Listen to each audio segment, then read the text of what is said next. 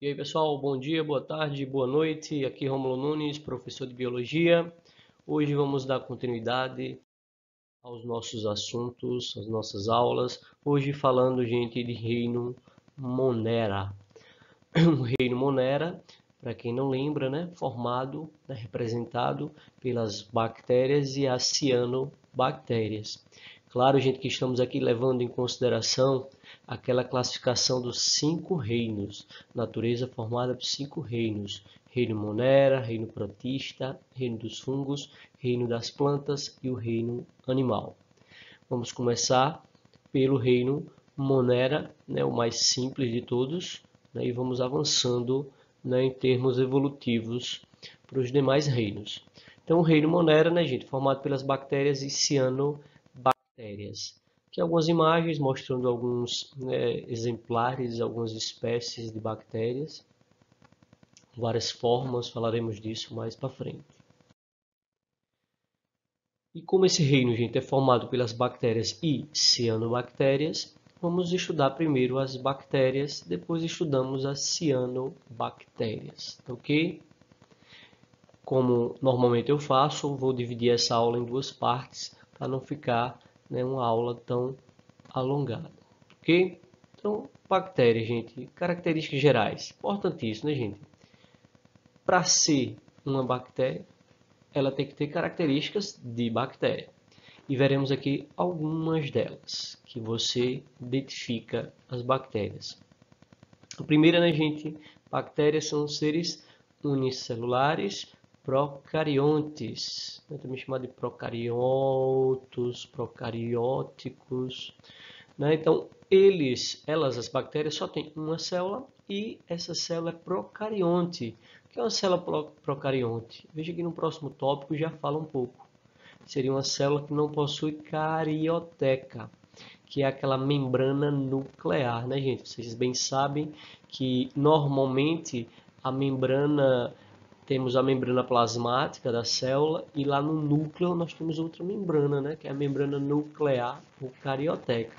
Mas como estamos falando de uma célula procarionte, esta não tem a membrana nuclear, tá? As bactérias podem ser heterótrofas, ou seja, não produzem seu próprio alimento, ou elas podem ser autótrofas, produzem seu próprio alimento. A maioria delas, tá, gente, é heterótrofa. A maioria das bactérias, elas são heterótrofas, elas não produzem seu próprio alimento. E essas heterótrofas, ou elas são parasitas ou decompositoras. A maioria das heterótrofas são decompositoras, tá? Bactérias parasitas é a minoria. E autótrofas as que produzem seu próprio alimento, ou fazendo o processo chamado quimiossíntese, ou fazendo a fotossíntese. Vocês vão estudar isso em aula própria, em bioenergética. Então, tem seres, algumas bactérias, que elas usam substâncias químicas para produzirem seu próprio alimento. Substâncias químicas, geralmente, né, inorgânicas, tá? Usam ferro, usam metano, né? Para quê? Para produzir o seu próprio alimento. São bactérias mais encontradas em regiões normalmente inóspitas, tá, gente? Regiões que vocês acham que não tem vida, normalmente lá estão as bactérias quimiosintetizantes. Em lixões, no Mar Morto, regiões vulcânicas, tá? Lá estão elas. E as fotossintetizantes são as bactérias que realizam fotossíntese, ok? Ou seja, usam a luz, né, como fonte de energia. E não componentes químicos inorgânicos, normalmente, que são as quimiosintetizantes. Mas, repito, a maioria das bactérias são heterótrofas. E das heterótrofas, a maioria é decompositora. Elas podem ser aeróbias ou anaeróbias, ou seja, ou elas podem usar oxigênio para respirar ou não usam oxigênio na respiração celular, ok? Esses fenômenos aeróbico e anaeróbico a gente estuda também em aula própria de respiração celular. Agora aqui tem algumas características que todos eles têm em comum. Qualquer indivíduo do reino Monera seja bactéria, cianobactéria, eles têm o que basicamente em seus, vamos chamar aqui em seus corpos, né, que seria a sua célula. O corpo de uma bactéria é a sua própria célula, uma célula só. E essa célula tem o que, gente? A membrana plasmática, todas as células, né, das bactérias, das cianobactérias, todos os seres vivos têm membrana plasmática, é o básico. E aloplasma, o líquido que preenche a célula, né, também chamado de citosol, também está presente nas bactérias. Parede celular, gente, que nem todas têm, certo? Mas a maioria das bactérias tem parede celular, né, que é uma estrutura não envoltório que vai proteger a célula da bactéria, como se fosse uma capinha, né? E a parede celular das bactérias que tem, né, é formado de peptidoglicano, né, que seria mais um complexo formado por proteínas e carboidratos, ok? Elas também têm ribossomos, né, gente, que é uma organela que participa da formação, ou seja, da síntese de proteínas. Elas também têm ribossomos. E o material genético, né, gente, que é comum também a todos os seres vivos, que seria um cromossomo circular, que a gente chama de plasmídio, certo? Mas ela também tem outro material genético, outro DNA. Geralmente as bactérias ela tem dois DNA, certo, gente? Um DNA simples e um DNA cromossômico circular, que a gente chama de plasmídio. Vocês vão ouvir muito falar nesse plasmídio, né, em biotecnologia, tá? Que é um material genético das bactérias usado inclusive na fabricação da insulina humana. Então, gente, essas características que vocês estão vendo aqui é o básico. Todas as bactérias, cianobactérias, normalmente tem isso aqui. Claro que eu chamo a atenção de vocês, principalmente nesse reino das bactérias, tá, gente? Cianobactérias, pouquíssimo falado, pouquíssimo cobrado, e eu vou explicar lá no finalzinho da aula 2, não nessa. Que imagem ilustrando, gente, veja essa região aqui mais marrom, né, mais em volta, seria a parede celular da bactéria. Aqui nós temos a membrana plasmática da bactéria. Temos aqui, preenchendo isso tudo, o hialoplasma, né? Isso aqui o material genético, que não é o plasmídio, né? Nessa imagem não mostra, mas a maioria das bactérias vão ter aqui outro DNA circular, a gente chama de plasmídio. Esses monte de pontinho que vocês estão vendo, que são os ribossomos, participa da fabricação de proteínas, tá ok? Avançando. Aqui uma nota para vocês, uma curiosidade, né, gente, que aquelas bactérias que eu falei que tem parede celular, que são, né, gente, a maioria delas tem, essas bactérias que têm parede celular, elas podem ser classificadas como gram-positivas e gram-negativas. Geralmente quando vocês verem esse nome gram-positivo, gram-negativo, são bactérias que têm parede celular, ou seja, são mais resistentes. E dessas positivas e negativas, lembrem, a gram-negativa ela é mais resistente ainda, ok? E essa questão que vocês estão vendo aqui de coloração é que em laboratórios, né, usa-se pigmentos, né, tintas que são usadas no laboratório para corar essas bactérias. E geralmente as gram-negativas elas ficam numa cor rosa. Você vai ver em cor rosa lá no microscópio. E as que ficam em cor violeta são as gram-positivas. Então as rosinhas são mais resistentes, tá, gente? São mais fortes. Logo elas suportam, por exemplo, como eu coloquei aqui embaixo, suportam mais antibióticos. Então você está infectado por uma doença causada por uma bactéria gram-negativa, vai ser mais complicado a sua recuperação. É muito perigosa as bactérias gram-negativas, né? Aqui a imagem, gente, mostrando aqui uma amostragem, né, vista por microscópio. Esses pontinhos que vocês veem aqui seriam cada pontinho desse uma bactéria, tá? Essas aqui numa cor mais violeta seriam as gram-positivas e essa aqui nas cores mais rosinha, nas cores mais rosinhas seriam as gram-negativas. Essas aqui, né, mais resistentes ainda do que as daqui. Como seria a reprodução das bactérias? Não é isso, gente? Como é que as bactérias se reproduzem? As bactérias, gente, se reproduzem basicamente de duas formas, né? Ou de forma assexuada ou de forma sexuada. Esses nomes são, vocês veem muito, né? Em vários assuntos. Lembre, gente, reprodução assexuada é aquela onde não há troca de material genético, ou seja, não há troca de genes de um indivíduo com outro ou de um indivíduo com ele mesmo. Né? Cuidado! O indivíduo que cruza com ele mesmo, os hermafroditas, alguns deles, né? Porque tem hermafroditas que, como a minhoca, por exemplo, que mesmo sendo hermafrodita, tem que cruzar com outra minhoca. Mas imaginemos aqui a tênia, né, a solitária, um platelminto, um verme hermafrodita que cruza com ele próprio. E isso é reprodução sexuada, tá, gente? Não é porque cruzou sozinho que é assexuada. Ou que tem sexo que não tem sexo. Esqueçam essas informações. Assexuada quando não há troca de material genético. Sexuada quando há troca de material genético. Ok? E as assexuadas, elas fazem o que? Divisão binária ou cisciparidade. Olha aqui a imagem, uma bactéria, e olhe no final o que é que vocês vão ver. Duas bactérias. Normalmente vocês veem isso, gente, num processo de divisão celular chamado mitose, não é isso? Uma célula formando duas células idênticas à primeira. Isso aqui é cópia, clonagem. Isso quer dizer que se aqui for uma bactéria causadora, por exemplo, da peste negra, né, da peste bubônica, aqui eu vou ter duas bactérias causadoras da peste bubônica. Se essa bactéria, pelo contrário, é uma bactéria usada para fabricar, por exemplo, iogurtes, né, para deixar o leite coalhado, aqui eu terei duas também iguais à primeira.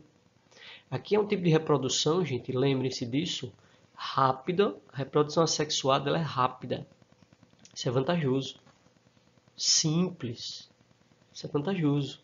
Porém, a desvantagem, ó, que os indivíduos eles são geneticamente iguais, tá? Isso é ruim. Na natureza, ser cópia de outro indivíduo não é bom, porque você vai ter, né, as mesmas fragilidades do outro. A natureza pode extinguir toda uma população se todos fossem iguais. Vejam aí no caso, por exemplo, né, do atual pandemia do novo coronavírus, não é isso, gente? Veja, se todos fôssemos geneticamente iguais, né, a espécie humana estaria ameaçada de extinção.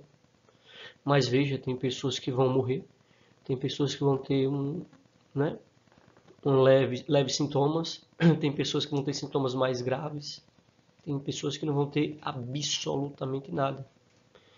E foi o mesmo vírus que atacou essas pessoas. E por quê? Porque elas são geneticamente diferentes, organismos diferentes, defesas diferentes. Né? Por isso que os gêmeos idênticos, como ele tem um DNA, né, muito semelhante, não chega a ser clone, mas a semelhança é gigantesca, normalmente quando um adoece, o outro adoece. Né? Normalmente, tá, gente? Normalmente. Mas estudaremos isso também em outras aulas específicas, tá ok? Voltando aqui, então, as bactérias reproduzem assexuadamente, como os senhores estão vendo aqui, uma célula se dividindo em duas células. Isso é chamado de bipartição ou divisão simples, certo? Ou também cisciparidade. Tá bom, gente? A maioria das bactérias fazem isso aqui. Elas fazem, a maioria faz, melhor dizendo, a maioria das bactérias faz isso aqui. E tem a reprodução sexuada. Essa é interessantíssima porque vai misturar, né, gente, DNA de uma bactéria com outra. Vai haver aqui uma troca de genes, troca de material genético, troca de DNA. Isso vai trazer o quê? Novidades. Por que é que vocês acham que volta e meia surgem novidades? Por que é que um filho não é igual ao outro filho, que não é igual ao outro, que não é igual ao outro? Por conta da mistura de genes entre os pais. E na casa das bactérias não é diferente, elas também misturam seus genes para surgir novidades. E infelizmente, né, gente, muitas das vezes surgem aí novidades que irão causar doenças. Quando eu falo infelizmente, estou falando infelizmente porque, né, acaba por causar doença em nós, humanos, por exemplo. Mas para a natureza, felizmente que isso acontece. Porque as bactérias irão matar seres humanos, controlando a população humana. Isso é importante para o equilíbrio ecológico, tá? Aí essas bactérias que reproduzem, gente, sexuadamente, elas podem fazer isso de três maneiras. Ou fazendo um fenômeno chamado transformação, ou transdução, ou conjugação. Todos esses três fenômenos aqui são tipos, são espécies de reprodução sexuada. Então, pessoal, aqui nós temos algumas ilustrações mostrando as três espécies de reprodução sexuada das bactérias. O primeiro tipo de reprodução seria a reprodução sexuada do tipo transformação. Quando é que ocorre esse tipo de reprodução? Quando um DNA de uma outra célula entra na bactéria. Um DNA que estava no meio, imagine uma bactéria que está em um determinado local, por exemplo, na água, e um DNA de alguma célula que morreu. Esse DNA está lá nessa água e é incorporado pela bactéria. Esse DNA que é incorporado pela bactéria, vindo do meio onde ela se encontra, é o tipo de reprodução transformação, certo? É sexuada porque está recebendo uma troca de DNA aqui, recebendo um DNA novo, porém aqui do tipo transformação. A letra B, veja que a bactéria também está recebendo um DNA que está vindo de fora, só que trazido agora por um vírus, que é o vírus fago. Aqui é o vírus fago, que é um vírus que ataca a bactéria. É o bacteriófago ou fago. Um vírus trazendo um DNA para a bactéria. Isso é chamado de transdução. Reprodução sexuada do tipo transdução. E essa terceira, gente, a letra C, que é a mais comum das três, que é a conjugação. Duas bactérias, vejam, elas vão se conjugar, vão se unir através de uma ponte de conjugação, também chamada de ponte citoplasmática, onde uma, que aqui seria a doadora, vai transferir o seu DNA, parte do seu DNA, ou todo, para outra bactéria que seria a receptora.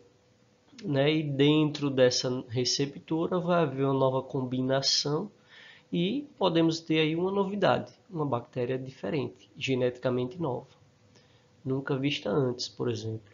E é assim, gente, basicamente dessas três formas, além das mutações também, que trazem aí as novidades. Tá ok? Vamos seguir? Aqui, gente, traz uma classificação das bactérias quanto ao seu formato. A depender do formato da bactéria, ela tem nomes diferentes, tá ok? Vou olhar aqui algumas imagens. Por exemplo, essas bactérias aqui, como vocês podem ver, ó, redondinhas, né, circulares, chamadas de cocos. Aqui dois cocos juntos, diplococos, vários aqui formando uma espécie de cacho de uva, né, estafilococos. Aqui formando uma fileira de cocos, seria o streptococcus. Isso, muitas vezes vocês vão ouvir falar isso em alguns nomes de doenças. Por exemplo, desculpa, nome de doença não, né? Em nomes da espécie da bactéria causadora da doença, né? Então aí faz o aluno lembrar que está falando de bactéria. Por exemplo, quando fala aqui, né, ó, pneumococcus, uma bactéria causadora da pneumonia, pneumococcus. Especifica então que a bactéria causadora da pneumonia, nela tem esse formato de cocos, redondinha, tá? Tem bactérias com formato aqui, gente, de bastão, que são os bacilos, como as bactérias do leite, né, os lactobacilos. Tem bactérias com formato de espirilo, espiral aqui, ó, como fosse esse aramezinho aí que a gente tem no caderno, né? Espiral, chama espirilo, certo? E as bactérias em forma aqui, como se de vírgulas, que são os vibriões, tá? Cada bactéria tem sua forma. Não é importante aqui no sentido de você estar decorando nomes de bactérias quanto à forma, tá, gente? Mas fica aí o registro. Para terminarmos a nossa aula de hoje, né, gente? já está um pouco longa, mas vamos concluir para ficar a parte 2, né, só para as doenças causadas pelas bactérias e também as cianobactérias, que falaremos na aula 2, que é outros indivíduos do reino Monera. Então, para fechar a aula de hoje, vamos falar rapidinho da importância das bactérias. Para que é que servem as bactérias? Muita utilidade, tá, gente? Vamos lá? A primeira ação decompositora. Então, gente, as bactérias, elas são capazes de fazer o que? Decomposição. O que é isso? É o que está escrito aqui. Transformar a matéria orgânica morta em matéria inorgânica simples, né? Que são normalmente sais minerais. Então, tudo que é vivo é matéria orgânica viva. Morreu, matéria orgânica morta. Mas aquilo que é morto pode ser reciclado. As bactérias vão decompor. Eu e os senhores, quando morrermos, seremos matéria orgânica morta, mas não estaremos perdidos, né, num túmulo. Nossa matéria ela será reciclada e nós voltaremos para o ambiente na forma de matéria inorgânica simples, que provavelmente será absorvida pelos vegetais. Ou esses sais, né, minerais irão formar o solo, formar rochas sedimentares, fósseis no futuro, até combustíveis, né? A nossa matéria um dia pode ser uma gasolina, um óleo diesel ou qualquer combustível que surja no futuro a partir de matéria orgânica. Tá ok, gente? Então lembre que as bactérias e os fungos, quando vocês estudarem, né, são importantes para reciclar nutrientes na natureza. Sem esses caras aqui, não tinha como haver vida na Terra, porque tudo que vai morrendo precisa ser reciclado, e é o papel dessa turma aqui. O outro grupo, a outra importância de bactérias são as bactérias que fertilizam o solo. São bactérias, principalmente essas daqui, gente, do gênero Rhizobium, são bactérias especialistas em quê? Em pegar o gás nitrogênio, o N2, que está aqui na atmosfera, inclusive é o gás que mais tem aqui no ar, né, gente? É o N2. Pegar esse N2 e transformar em quê? Em sais nitrogenados. Né? Como, por exemplo, vocês irão estudar isso no ciclo do nitrogênio, né? Os nitritos, os nitratos, amônia, são substâncias importantíssimas para as plantas. E antes de ser amônia, nitrito, nitrato, era o que? Gás nitrogênio. E essas bactérias aqui, do gênero Rhizobium, que normalmente são encontradas onde? Nas raízes de plantas, né, da família das leguminosas, feijão, soja, ervilha. Aqui, como vocês podem ver, uma raiz de uma leguminosa. Esses nódulos que vocês estão vendo aqui na imagem da direita, tá, gente? Essas bolinhas, esses nódulozinhos, repleto. Aqui está lotado de bactérias do gênero Rhizobium. E elas estão fazendo o quê? Prejudicando a planta? Não. Estão transformando gás nitrogênio, que vem do ar, em sais nitrogenados, que a planta irá usar para fazer seus aminoácidos, suas proteínas, tá ok?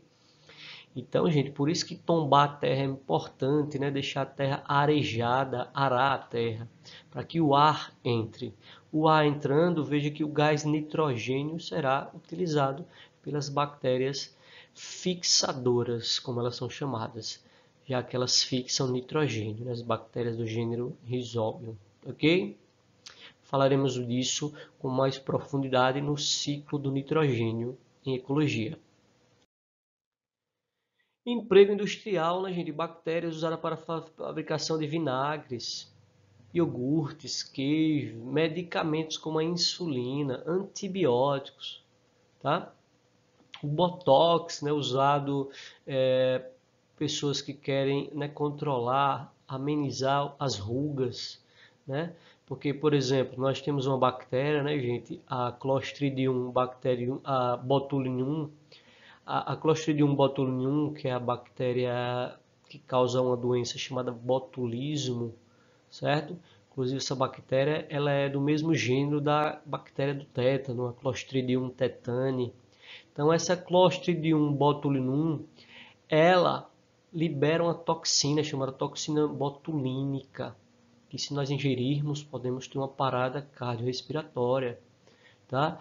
Então, o que é que o pessoal costuma fazer? Usa essa toxina em pequenas doses para o quê? Para usar controle de rugas, porque já que essa toxina ela paralisa músculo, então as pessoas costumam esticar suas caras e aplicar a toxina para que a toxina deixe a cara esticada lá, né? Os cirurgiões plásticos costumam fazer isso com a toxina botulínica, que é comum em bactérias encontradas principalmente, gente, em enlatados, né? Tem que ter cuidado com produtos enlatados, em conserva, tá? E esse produto enlatado, sei lá, um milho verde, vocês têm que ter cuidado se está muito avançado, né, a data de validade.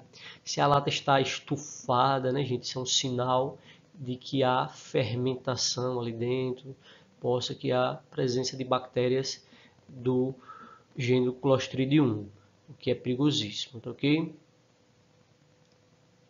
Emprego no controle biológico. Lembre sempre, quando fala de controle biológico, é um ser vivo, né, matando outros seres vivos para controlar a população. Isso é importante para todas as espécies, inclusive para a gente. E aqui nós temos bactérias que atacam pragas agrícolas. É um controle biológico feito por bactérias atacando pragas. Tá ok? Temos também as bactérias usadas na digestão da celulose. São bactérias que digerem celulose, comida por animais herbívoros. Lembrem, gente, celulose é um carboidrato. Nós não digerimos celulose. Mas um boi, por exemplo, quando ele come celulose, essa celulose precisa ser digerida para virar açúcar, glicose, para lhe dar energia.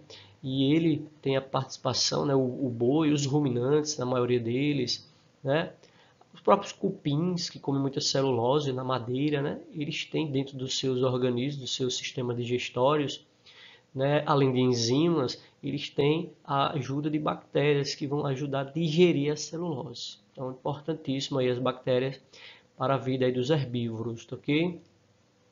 Nós temos aqui, falando de nós, né, bactérias no nosso intestino, a flora intestinal, bactérias importantes, não só para fabricar vitaminas para a gente, como são bactérias importantes para afastar as bactérias parasitas do nosso intestino. Então, a flora intestinal aí, uma outra importância das bactérias, tá ok? E as bactérias aqui faxineiras, né, gente? Que são bactérias que limpam o ambiente. Olha o exemplo aqui dado, bactérias que possam, por exemplo, degradar o petróleo, né, decompor o petróleo que foi derramado, por exemplo, no oceano. Então, são bactérias faxineiras. Vai falar melhor disso em ecologia, certo, gente? Isso é chamado biorremediação, já que um ser vivo, bio, no caso aqui bactérias, vai remediar, vai curar o ambiente. Usando aqui, ó, nada de drogas, nada de técnicas químicas ou físicas, apenas biológicas. Bactérias que vão decompor, né, algo que está contaminando a água. Isso é muito importante, já vem sendo desenvolvido e vamos avançar muito mais nesse sentido, tá ok? E por último, né, gente, as bactérias causadoras de doenças, né? Essas eu acredito são as mais conhecidas. Vejam que vocês viram aí um monte de importância que as bactérias representam. Apesar de elas terem a fama de sempre, né, causar doenças, mas é a minoria, tá, gente? A maioria das bactérias estão fazendo o bem, como vocês viram, para nós, para os herbívoros, para o solo, para o ambiente como um todo, ok? E ainda produz renda, né? Já que elas são usadas em alimentações, produção de antibióticos, insulina, salva vidas, né? Então, gente, vamos rever as bactérias com carinho. Elas são muito importantes. E a ação patogênica, né? As bactérias patológicas que causam doenças. Nós veremos na próxima aula várias doenças causadas por bactérias, tá? Aqui eu coloquei alguns exemplos. E é importantíssimo vocês lembrarem disso, tá, gente? Porque muitas questões querem que o aluno saiba o quê? Que doença é causada por bactéria, que doença que é causada por um vírus, que doença que é causada por um verme, por um fungo. Isso vocês vão aprendendo aos poucos. Mas é importante vocês conhecerem algumas doenças causadas por bactérias. e doenças causadas por vírus, só é vocês irem procurar a aula lá de vírus, né, os vírus, que falamos disso também, nas viroses. Aqui doenças bacterianas, que em regra utiliza-se antibióticos, tá, gente? A gente não costuma usar antibióticos para vírus. A eficácia melhor e maior dos antibióticos são contra bactérias, tá ok? Então, vamos ficar por aqui. Na próxima aula, a gente vê a parte 2 do reino Monera, onde concluiremos as doenças e falaremos das cianobactérias, né, que são os outros representantes do reino Monera. Ok? Tchau, tchau. E já podem fazendo questões, tá? Fui!